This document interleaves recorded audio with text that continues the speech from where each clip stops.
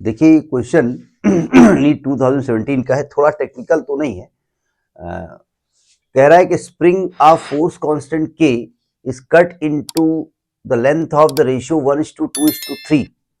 They are connected in series and the new force constant is k dash, and when they are connected in parallel then force constant is k double dash. यहाँ नहीं लिखा है k double dash, तो k dash और k double dash का आपको ratio निकालना है। एक लफड़ा यहाँ पर यह है कि फोर्स कांस्टेंट और स्प्रिंग की लेंथ में क्या चेंज है, मतलब रिलेशन है। देखिए हमने जो पढ़ा है, हमें जो पढ़ाया गया है उसमें था कि भाई फोर्स कांस्टेंट का यूज ही तब होता है जब स्प्रिंग की लंबाई बढ़ती है, ठीक है। तो उसमें एक स्प्रिंग थी, मतलब ये स्प्रिंग एल लंबाई की थी, कैपिटल एल लंबाई की थी। इसमें कोई वेट हमने लटकाया, तो वेट लटकाने से क्या हुआ, स्प्रिंग की लंबाई थोड़ी सी बढ़ गई। कितनी बढ़ गई, स्मॉल एल बढ़ गई, ठीक है। अब स्मॉल एल बढ़ गई तो ये स्प्रिंग क्या करेगी, अब अपने नेचर के मुताबिक ये अपनी पोजीशन में जाने की कोशिश करेगी, वापस लौटने की कोशिश करेगी। तो एक ऊपर की ओर एक रेस्टोरिंग फोर्स लगाएगी। वो कितना होगा, वो जितनी लंबाई बढ़ाओगे उसके प्रोपोर्शनेट होगा, यानी एफ प्रोपोर्शनेट एल, और इसकी डायरेक्शन अपोजिट होगी, तो F is equal to minus K L, है ना। अब जरा देखो ध्यान से, यानी एफ तो इस पोजीशन पे एफ कांस्टेंट है, तो हमने अच्छा नेगेटिव क्या शो करता है, नेगेटिव शो करता है कि ये अपोजिट डायरेक्शन में रेस्टोरिंग फोर्स काम कर रहा है। तो अगर हम के की वैल्यू निकालें तो एफ अपान एल निकलेगा, तो हम कहेंगे के प्रोपोर्शनेट 1/L होता है, यानी जो फोर्स कांस्टेंट होता है वो लेंथ के इनवर्सली होता है। इसका मतलब हम कहना क्या चाहते हैं, कौन सी लेंथ, जो लेंथ बड़ी है। ये एक्चुअली में ये जो रूल है ये हुक्स लॉ है, ये किसका नियम है, हुक का नियम है, ठीक है। अब प्रॉब्लम हमारी ये आ रही कि इस क्वेश्चन में ये इसके बारे में बात नहीं कि ये लेंथ बढ़ी कितनी, वो इनिशियल लेंथ की बात कर रहे हैं। तो इलास्टिसिटी ये कहती है कि भैया अगर कोई ज्यादा लंबी बॉडी होगी तो ज्यादा उसकी लंबाई बढ़ा लोगे। भाई 1 सेंटीमीटर की बॉडी को खींच के 2 सेंटीमीटर नहीं किया जा सकता, डबल कर दोगे उसकी लेंथ, कर सकते हो अलग की बात है, इजीली नहीं कर सकते आप। मतलब 1 सेंटीमीटर की बॉडी की लंबाई 1 सेंटीमीटर और बढ़ा दो, ये थोड़ा सा इम्प्रैक्टिकल हो सकता है, लेकिन 15 सेंटीमीटर की बॉडी को 20 किया जा सकता है।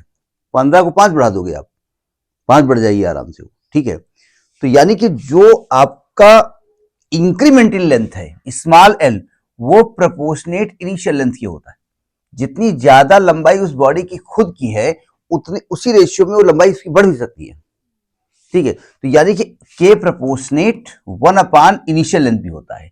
ये कॉन्सेप्ट यहां पर लगेगा, ठीक है। इसीलिए यहां पर किया गया K L is equal to constant, ये जनरली टीचर बताते हैं के एल इज कॉन्स्टेंट। कौन सी L, length of the spring. तो ये कैसे हुआ है, भाई हमने लेंथ ऑफ द स्प्रिंग का यूज ही नहीं किया, हमने तो इंक्रीमेंटल लेंथ यूज किया। तो चूंकि इलास्टिसिटी कहती है कि incremental length is proportional to stress is proportional to strength, जितना ज्यादा आप फोर्स लगाओगे उतना ज्यादा उसकी लंबाई भी बढ़ेगी, और लंबाई उसी रेशियो में बढ़ेगी जितनी वो खुद की लंबी होगी वो, ठीक है। तो यानी यहां जो है कि जो फोर्स कांस्टेंट आएगा नया वाला, वो उस स्प्रिंग की लेंथ के प्रोपोर्शनेट होगा, ठीक है। तो जैसे इसकी लंबाई क्या थी भाई, अगर हम टोटल लंबाई कैपिटल एल मान लें तो वो जिस रेशियो में कटी वो थी L1:L2:L3 इज इक्वल टू 1:2:3। तो अगर L1 की लंबाई कैसे निकालेंगे, L अपान क्या फॉर्मूला होता है, ratio upon sum of ratio into total length, यानी L अपान 6, और L2 क्या होगा 2L अपान 6, यानी कि L अपान 3, और L3 क्या होगा 3L अपान 6, यानी L अपान 2, ये लंबाई हो जाएगी। तो जो स्प्रिंग आपने काट के बनाई है ना, भाई ये स्प्रिंग थी, अरे क्या स्प्रिंग है, उलझ गई है। एक ये टुकड़ा लिया आपने, एक ये टुकड़ा लिया आपने, एक ये टुकड़ा लिया आपने। इसकी लंबाई L1 थी, इसकी लंबाई L2 थी, इसकी लंबाई L3 थी, तो इसका अगर इसका फोर्स कांस्टेंट हम K1 मान लें, इसका फोर्स कांस्टेंट हम K2 मान लें, इसका फोर्स कांस्टेंट हम K3 मान लें, तो एक्चुअली K1 जो होगा ना, अगर K1 इस टू K2 इस टू K3 निकालेंगे तो 1/L1 इस टू 1/L2 इस टू 1/L3 होगा। जो फोर्स कांस्टेंट होगा वो inversely proportional to its initial length होगा, क्योंकि लेंथ में इंक्रीमेंट उसकी जो पहले की लेंथ है उसके प्रोपोर्शनेट होता है। ठीक है, तो यानी कि K1 इस टू K2 इस to K3 is equal to 1/L1 क्या है, L1 है आपका L/6, तो L/6 ऊपर जाएगा, इस टू 3/L, L नीचे आएगा 3 ऊपर चला जाएगा, इस टू 2/L, यानी कि जो आपका K1 इस टू K2 तो K1 की वैल्यू मान लिया 6K आ गई और K2 की वैल्यू 3K, L कट जाएगा ना, और K3 की वैल्यू क्या आ गई 2K आ गई, यही वैल्यू थी ना। अब मैं एक बार इन दोनों को लिख लेता हूं। K1 कितना आया है 6K आया है, K2 कितना आया है 3K आया है, K3 कितना आया है 2K आया है। अब देखो ध्यान से, अब मैं इन सीरीज जोड़ता हूं। आपको याद होगा मैं 2 केसेस बताए भी थे, एक में स्प्रिंग ऐसे जुड़ी थी और एक में स्प्रिंग ऐसे जुड़ी थी। दोनों केस में क्या बताया गया था, सीरीज में 1/K आया था, जो सीरीज में आया था ये 1/K आया था। ठीक है, तो यहां पे क्या आएगा 1/K dash is equal to 1/K1 plus 1/K2 plus 1/K3। तो 1/K डैश तो निकालना है, 1/K1 बोले तो 6K प्लस 1/K2 बोले तो 3K प्लस 1/K3 बोले तो 2K।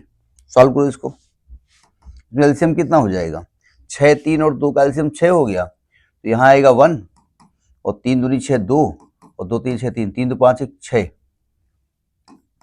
3 2 5 1 6 6 क्या आएगा ना, यानी ये भी 6K बाई, क्या लिख रहा हूँ 6/6K, यानी कुल मिलाकर K डैश की वैल्यू क्या आ गई K, यानी K डैश की वैल्यू K आ गई। ठीक है, अब जो आपने पैरेलल जोड़ा, इन पैरेलल